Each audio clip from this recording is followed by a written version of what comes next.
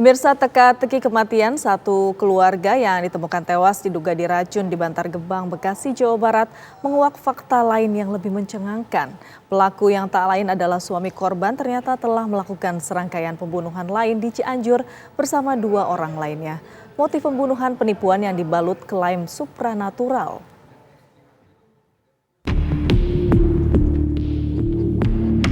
Kasus sekeluarga tewas keracunan di Bantar Gebang, Bekasi memasuki babak baru. Perkara ini ternyata kasus pembunuhan berantai dengan 3 orang pelaku yang merupakan orang dekat korban. Terkuaknya kasus ini bermula dari penelusuran Wowon Erawan alias Aki, suami dari korban tewas Ai Maimunah. Wowon menghilang bak di telan bumi setelah istri dan anaknya tewas karena racun pestisida. Polisi pun melacak keberadaannya di Cianjur, Jawa Barat. Disinilah fakta mencengangkan terungkap. Pembunuhan keji dilakukan Wowon bersama partner in crime-nya, yakni tetangga bernama Solihin alias Dullah, serta adik ipar Maimunah, Dede Solehudin. Motif pembunuhan adalah penipuan berbungkus supranatural. Mereka menjerat para korban demi menguasai harta mereka. Lantas mengapa Wowon tega menghabisi nyawa orang-orang terdekatnya? Dullah, Aki, ini adalah partner in crime. Jadi sebenarnya antara para pelaku dengan korban ini sebenarnya ada keterkaitan satu dengan yang lain. Saudara Dullah dan Solihin ini, Dullah atau Solihin ini, Aki, Wowon ini, Dullah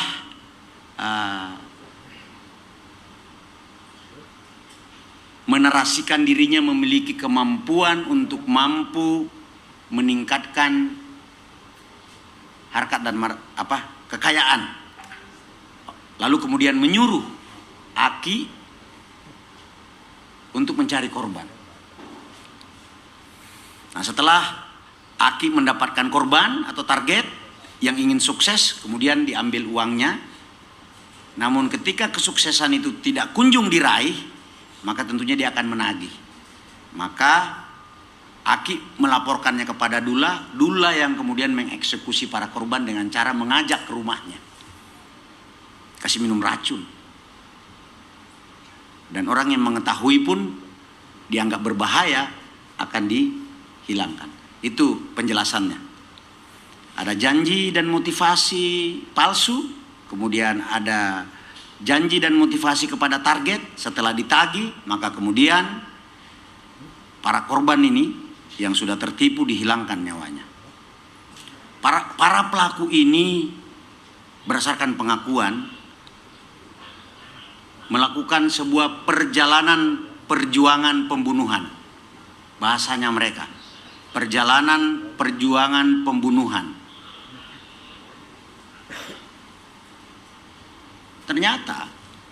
Ternyata korban meninggal dunia yang di Bekasi ini dibunuh karena para tersangka ini diketahui melakukan tindak pidana lain. Apa tindak pidana lain itu? Mereka melakukan serangkaian pembunuhan atau biasa disebut dengan serial killer dengan modus operandi, dengan motif janji-janji yang dikemas dengan kemampuan supranatural untuk membuat orang menjadi sukses atau kaya.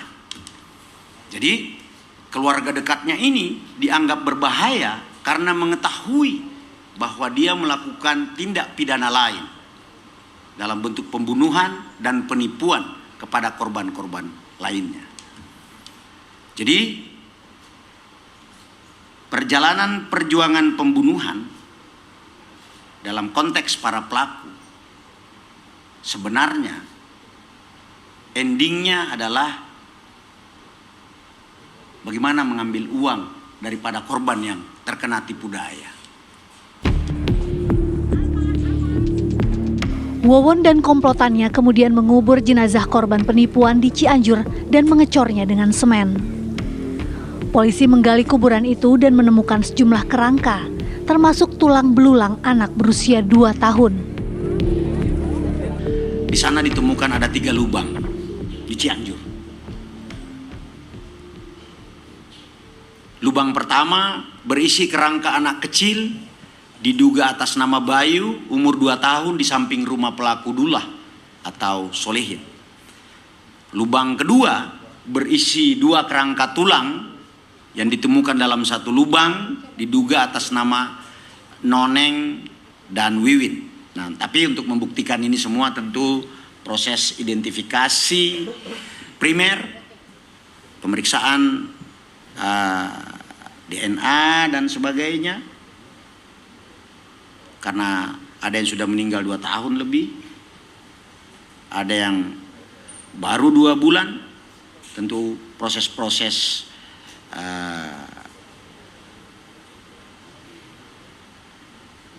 memastikan identitas korban perlu dilakukan, tidak hanya tergantung pada pengakuan para tersangka. Lubang ketiga berisi kerangka tulang yang diduga bernama Farida. Jumlah korban pembunuhan berantai sementara di Bekasi, 3 orang meninggal dunia, 1 orang selamat. Walaupun 1 orang selamat ini patut diduga juga terlibat dalam tindak pidana penipuan yang terjadi sebelumnya. Nanti kemungkinan setelah keluar dari rumah sakit kita akan sidik, kalau buktinya cukup kita jadikan tersangka. Di TKP Cianjur ada 4 kerangka, kemudian ada pengakuan dari tersangka, ada 1 kerangka lain dalam pencarian, belum ditemukan. Kemudian ada di Garut, ada 1 orang dikuburkan setelah sebelumnya dibuang ke laut. Jadi dia menjadi korban untuk menghilangkan jejaknya, dibuang ke laut, ditemukan oleh masyarakat, lalu kemudian dikuburkan secara wajar. Ini sedang kita dalami, rekan-rekan sekalian. Polisi meyakini masih ada korban lain.